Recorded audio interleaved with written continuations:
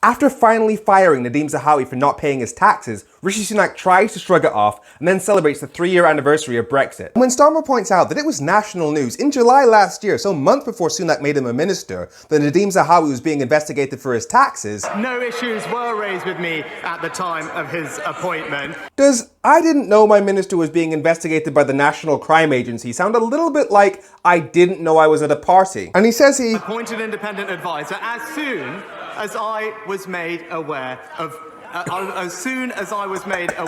new information. He wanted to say "as soon as I was made aware of the issue," but he can't say that because it was national news. When it's pointed out that Transparency International, the global anti-corruption charity, found that the UK is one of only 5 countries in the world that had gotten more corrupt this last year, Rishi Sunak says there's widespread recognition and support for the UK's approach to transparency and indeed tackling corruption. Imagine bragging about your reputation on corruption a week after you had to fire the ex-tax minister for breaking tax law. And who does he use to back him up? The most recent report from the FATF body commended the UK for the steps that it had taken. Yeah, no, Transparency International is the main authority on government corruption. You know, like giving billions in dodgy contracts to your Tory mates. The Financial Action Task Force focuses on money laundering and terrorist financing, so thanks for not buying anthrax? And on the government's new anti-strike laws, he voted this week with the unions to oppose minimum safety levels. But even without the strikes, there aren't minimum safety levels, because we've been seeing 1,000 excess deaths a week